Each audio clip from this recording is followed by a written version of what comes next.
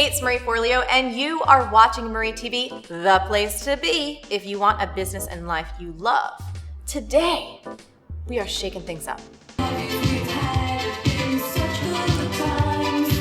And we are going to talk to an amazing author, someone I'm friends with, just became friends with, but that I've known about for a while. He does such great work in the world. In fact, he's got a new book out called The $100 Startup, Reinvent the Way You Make a Living, Do What You Love, and Create a Future. Mr. Chris Guillebeau, I am so excited.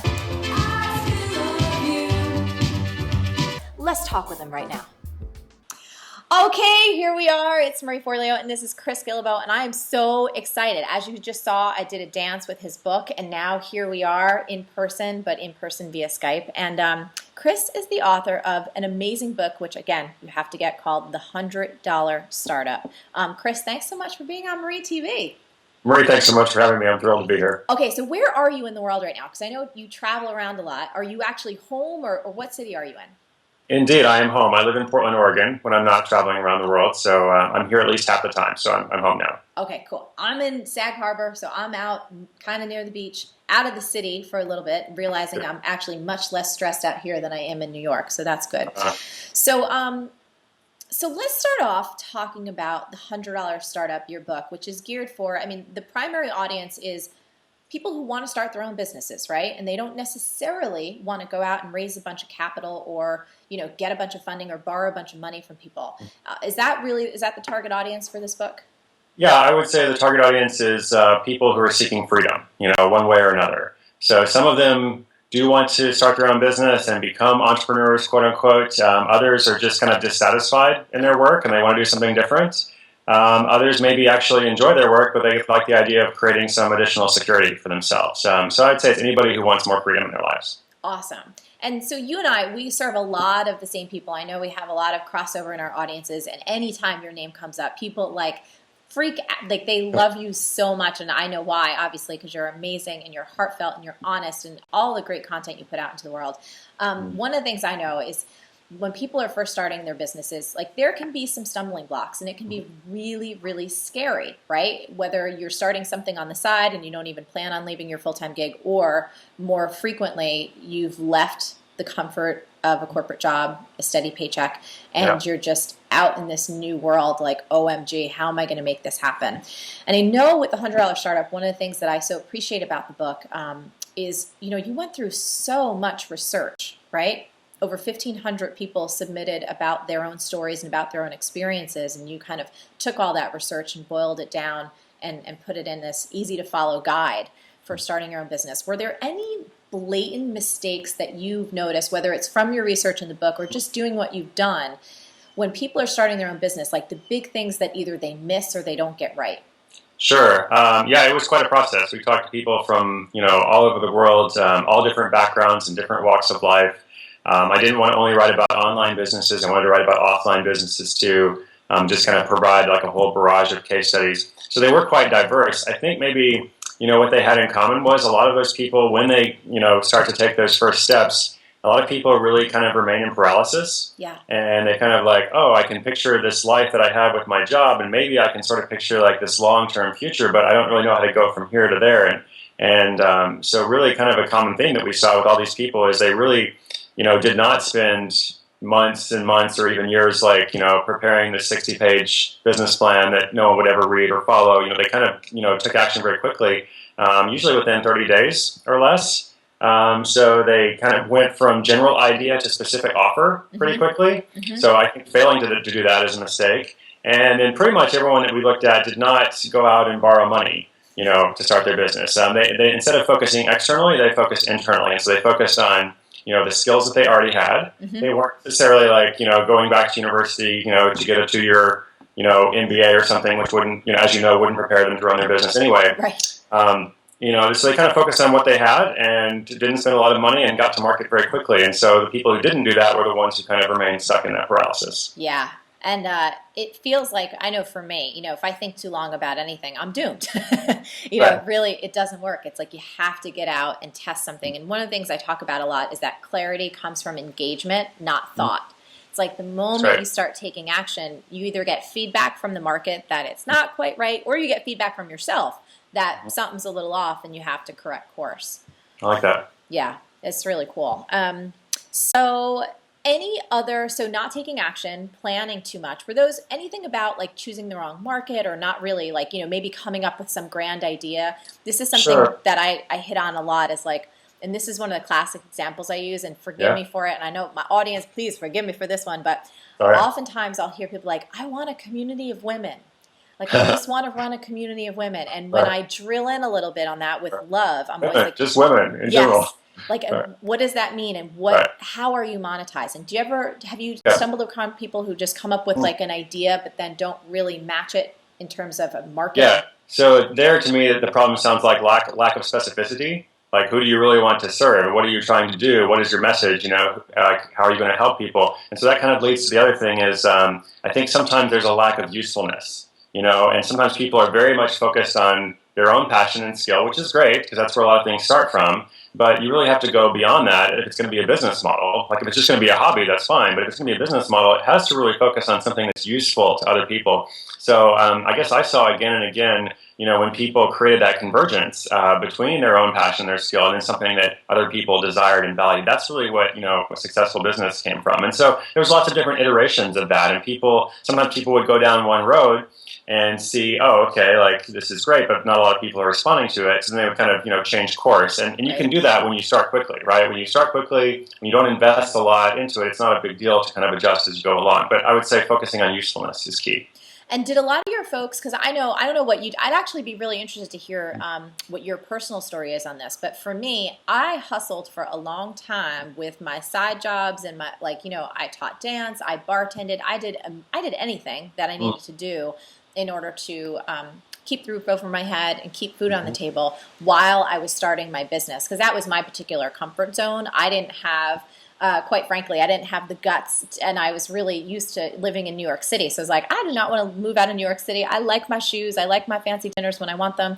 But, I do want to run my own business. Did you find a lot of the folks in the $100 startup, did they just like go cold turkey, or did many of them kind of start something on the side and then build it up until they had enough confidence and revenue to take it full time? Yeah, great question. I mean, I guess we saw all kinds, So I did see some people who are, die hard, like I only want to work for myself. Yep. I will sleep on the street if I have to, There's this definition of entrepreneur that says an entrepreneur is someone who will work 24 hours a day for themselves to avoid working 1 hour a day for someone else, So there were some people like that. Yeah. And maybe from my own background, that's kind of my story more too, because I was a terrible employee and I didn't want to work for someone else. And but I would say that's somewhat uncommon, and it's much, much more common, at least the people that I talked with. I'm not necessarily in the business of telling people to quit their jobs with no safety net whatsoever. Totally. I mean, it's not just living in New York. It's people have families, they have responsibilities, and these things are real, and that's fine. So what I would say is, don't necessarily quit your job, but don't wait either.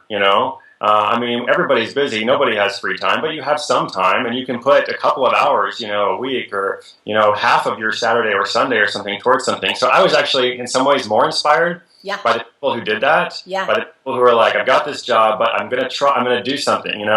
And people who established that thing on the side. And so then there were some people that eventually quit their job because of that. There were others who continued in their job while they had a successful side business, and they talked about the mindset and how it was great to be able to go to work because they wanted to go to work, not because they had to. Yes. And if that environment ever changed at the day job, they weren't too worried because they had this other thing. They had kind of created security for themselves. So I would say it's much more common for people to, to continue to have that job, but then to build that on the side. Awesome. I love that. So now I want to go into a couple questions about you, because I think you're fascinating. I think you've been doing such great work in the world for a while. And as I was doing my little research on you online, one of the things that really delighted me that I discovered was that, you've been doing this, Chris, for 14 years. And I know in the internet world, like I have, mine's been probably close to 12. So you and I are in the same range. Yeah, right? And many people I know will be like, they think maybe they've just discovered you this year or maybe 2 years ago, but they haven't seen the whole trajectory. Was there a point maybe in the first year, maybe 2 years, or maybe like 5 or 7 years where it went from like, oh my God, I don't know what I'm doing, to I got this? Like, I'm kind of curious to see when or if you transitioned like that, or you were always really confident that this thing was going to work.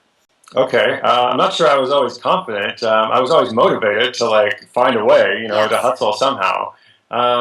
So yeah, I have been working for myself for like 14 years and doing this crazy stuff. I haven't had like so-called online presence, for that long. I've only had like my writing career, such as it is, for the past 4 years. Okay.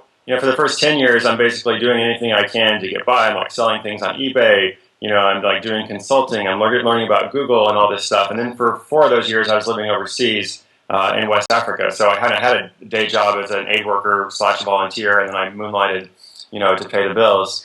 So I guess in some ways it took 10 years to kind of like get some convergence point and to really figure out, okay, what do I really want to do with my life? What am I actually trying to build here? Because I had found a way to make a living, but I wasn't really making a life. And I felt like I had no convergence between all the different things I was interested in with travel and self-employment and charity work and stuff.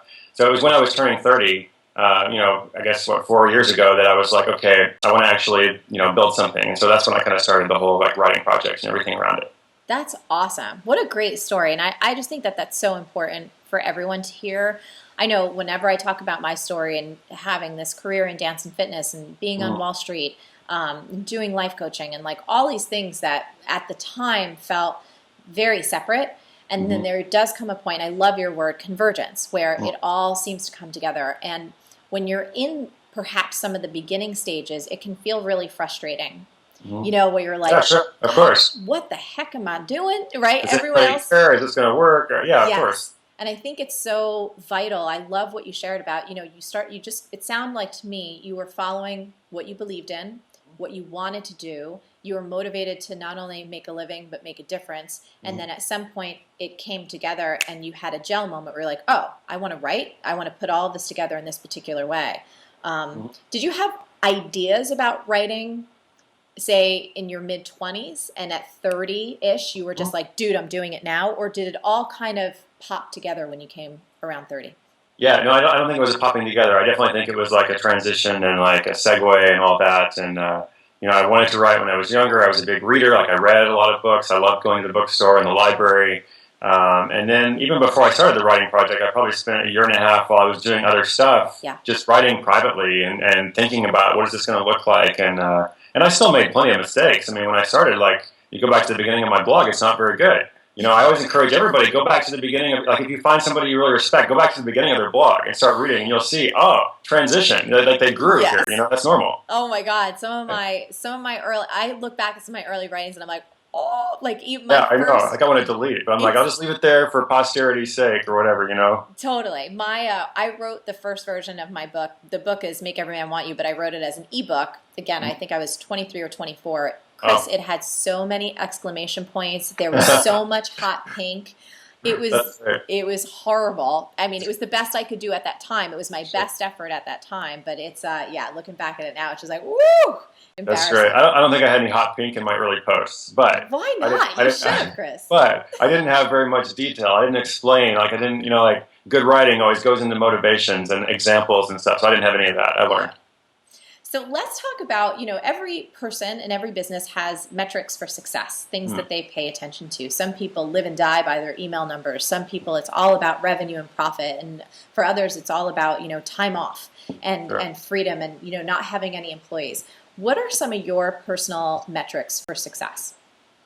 Yeah, I like the word metrics. I'm not so good at tracking any metrics for the most part. But of course, I am focused on like trying to make sure I'm building something. I guess I think about the concept of freedom, as you mentioned, and then maybe the twin concept of responsibility, or maybe like that sounds negative. Let's say influence, or something. Like I want to know that I'm doing something that matters, And so then it's a question of, okay, how do you measure that? And I mean, everything that you mentioned is good. Like I want people to read my email newsletter. I want to make money. I want people to read my book.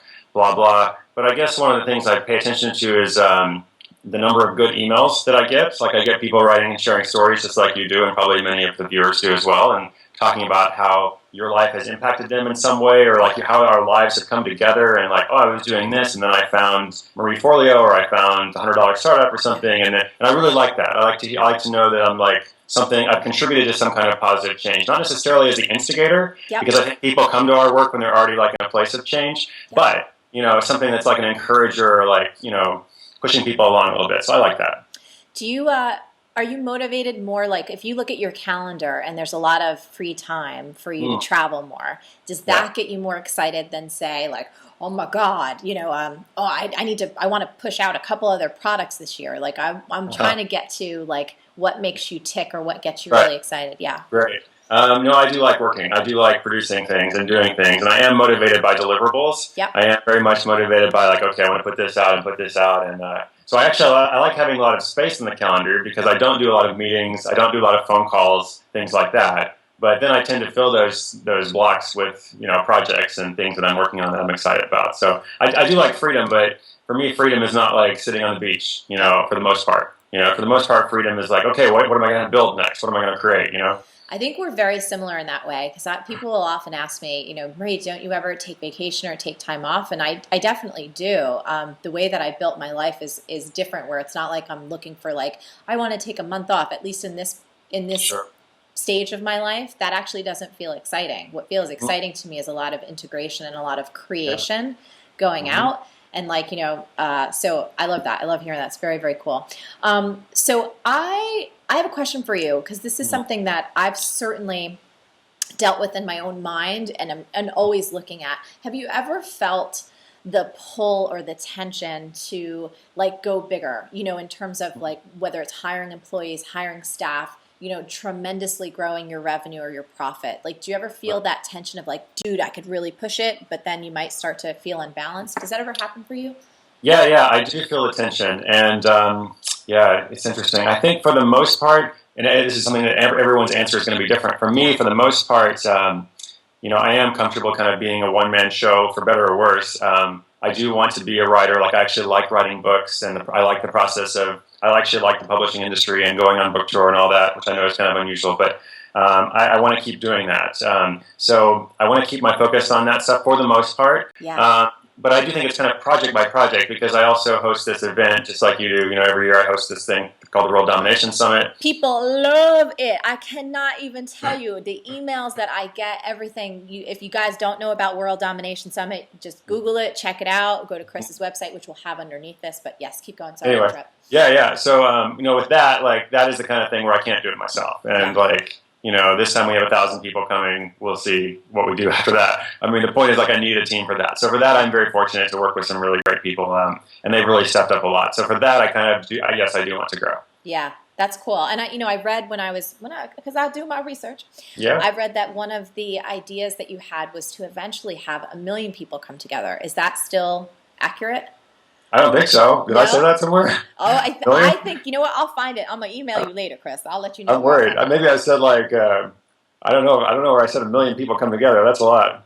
Who knows? That's more like a Marie Forleo event, I think. We could do a joint, just crazy party all around the world. Cool. I mean, 1,000 people is still, that's a lot of people. It's a lot. Descending on Portland, right, for a very good time. Mm-hmm. My stepson goes to college at Lewis and Clark, so he's right on. That's a big great. fan of Portland. Okay, next question for you. How much time or energy have you personally spent, or do you spend studying marketing and copywriting? Like when I go around on your site, like you're obviously really good, lots of specifics, great titles. I think so, by the way, because I love marketing, so I'm always paying attention to other people's. Is it something you've actively pursued in terms of studying? I also love marketing, and I have actively pursued it, like not academically per se, but just like lots of books and things. And I probably did that more in like the first part of my entrepreneurial career before I had the writing business, and maybe then I kind of applied some of that. Yeah. So I don't really like actively study now, but I think it's more of like a curiosity thing. It's more like, I like to ask questions. Like I annoy people sometimes with the questions. My publishers have been annoyed for 3 years with all the questions I ask them. I'm like, hey guys, what about this? What about this? What about this? And I always like follow up and pester them. Like, oh, sorry, you answered 2 of those questions, but 2 more here. So that's why I change publishers every book. No, I'm just kidding. So I guess like if I go to a restaurant, I'm always looking at the price. Like, why do they choose to price things this way? Why do they group these items here and these items here? And what's the restaurant owner hope I do? Or what's the decision? What's the funnel that they want me to go through? So I think about that all the time. And so it's not actively studying. It's more like just actively paying attention. Do you ever watch infomercials? No, but like once in a while, like if I'm at the gym or something, and like something, I don't really watch TV, but if I see TV on and there's an infomercial, then I am interested. I'm like, what's the message? What's the secondary message? What's the benefit? And what are they like? What action do they want me to take? And if I don't take that action, what do they want? It's just, yeah. I love hearing how your mind just breaks all that down. I am just always fascinated. I think one of my secret fantasies, and maybe it'll come true, and people will look back at this interview and say, she said it. But we sometimes on the team, we talk about potentially someday just wanting my own infomercial, because I just think they're genius little pieces of marketing. And like I can watch them and just go, dude, they just laid on they just made that irresistible. Even if it's something I would never buy, like the Snuggie. Yeah. I'm like, how many millions did that do? I saw that infomercial. I was like, the cheesiest thing ever. They were cleaning up house because they knew marketing. You have a box of Snuggies like behind you in that office? La, la, la. Yeah, no. I never opened it. I just couldn't resist ordering it. So. I have had earlier in my teens and early 20s, getting my parents when I was in my teens and in my early 20s, like definitely hair products or fitness products, commercials, definitely got hooked. Cool. So if there is one core discipline that you feel has really helped you become successful and be able to have a successful career writing and making a difference and living in a way that you really want to live, what would that be? One core discipline. Tough question. You can give me more if there's like several that come to your mind, but I'm curious what rises to the top for you if you have to take a look and say, what really helps me do what I do and be successful at it? Yeah. Again, I could say a lot of things. The thing that kind of comes to mind is we mentioned deliverables earlier. So I really, really focus on outcomes and deliverables and what I'm trying to make, not necessarily how much time it takes to make it or what am I doing with this specific block of time. For me as a writer, like I'm really focused on, okay, I got to get the next book out. I've got to do these freelance articles or these blog posts or whatever. And so for me, every day, like my personal imposed quota is I'm going to write 1,000 words, and so every day I'm going to write 1,000 words. If I do that in the long term, and every year I'm going to be able to write a book, I'm going to be able to like write 100 posts on my blog, be able to write a certain number of extra articles or posts or manifestos or something, and that's going to get me closer to all those goals. But I have to put in 1,000 words a day, and so if I miss a day, it's okay. I don't beat myself up. But if I miss like a couple of days, it's like exercise. Yeah. It's like you miss a day or two, you're all right. But then like after a while, you start feeling bad. You're like, oh, like I'm kind of out of alignment here. So focusing on deliverables has helped a lot. But I don't know. Exercise has also helped. I don't know. No, I like the 1,000 words a day is pretty awesome, Chris. Are you the kind of writer and disciplined business owner that like you're like, oh, I know I'm going to be writing a manifesto, 6 months from now. Do you have things scheduled out like that? Or are you more kind of the moment where something hits you and you get really inspired and you're like, I need to create a manifesto around this or like that? Yeah, maybe a little bit of both. For the most part, I do what I'm motivated to do. Yeah. For the most part, like if I'm excited about some project, I will work on that project now as opposed to later. However, I would also say like I try to balance that between short term and long term because like I always hear from some people who say I do whatever I want, every day. I'm like, well, like say you quit smoking and like one day you want to have a cigarette, do you do that or not? Because like your long term is like you don't want to be a smoker, like you've changed this habit or whatever. So I guess I try to like balance the short term with the long term. So I have some things planned out like I know I want to write the next book. So I might not feel like doing that. But if I want to have the next book out in the world, then I'm going to have to structure my life to make choices, to support that. I think what you just said is really, really important because sometimes when I'm working with clients or in any of our programs, I'll hear their dreams and desires, and then they'll share with me how their days or weeks are structured or what they're prioritizing, and they don't line up. You know what I mean? In terms of the place where they ultimately want to get to, which is going to require some discipline and some commitment and some focus over time. So I love that. I like that.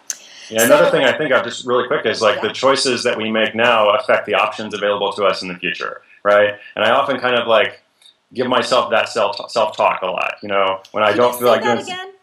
What's that? The choices that we make now affect the opportunities available to us in the future. So that's the case if you're trying to build something, if you're trying to build a business or write a book or create whatever it is you're trying to create. It's probably going to take you more than one day to do that. But you focus on the outcomes and the deliverables again. And, if you build this thing, you'll have much more possibility or opportunity later. I love that. I wanted you to say it again because I have a feeling we might try and make that a tweetable so we can tweet it out. But it was just a really good lesson. Thank you. Yeah, It's awesome. I just made that up. You did? Chris Guillebeau, you're so smart. No, I still have something going. So, okay, as we wrap up, I think one of the things I love about you and I adore about you from the moment I heard your name and I just checked you out online, which was probably years ago, your goal to visit every country in the world. And I think it's so beautiful. We have a goal with Marie TV to have, right now we have our audience is in 188 countries. Wow. And, we're going to do a campaign to get into every country. Thank you very much. Well, I got 5 countries left. Good job. Yeah, well, you have 8 countries left, right, to visit as of right now. We're recording this in the summer of 2012. Has that, when you first imagined that goal, was that something like, have you dreamed of this since you were a little boy, or was that something that just kind of, burst open and you were like, I am doing this? That was also an evolution, So I didn't start with 0 countries visited and said, oh, I want to go to every country in the world, It was as I traveled, as I worked overseas in West Africa, I went to lots of little countries there. I became more comfortable traveling in kind of, difficult or challenging environments. And I'd been to like 50 countries, and that's when I set the goal to visit 100 countries. I thought this would be nice, like go to 100 countries sometime in my life. Right. I was like 26, 27 then.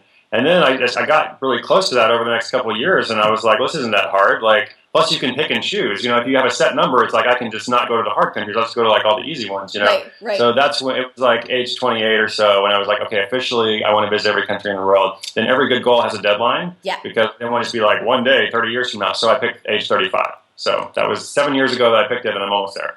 That is so freaking cool. I'm so happy for you and so excited. Are you planning a celebration?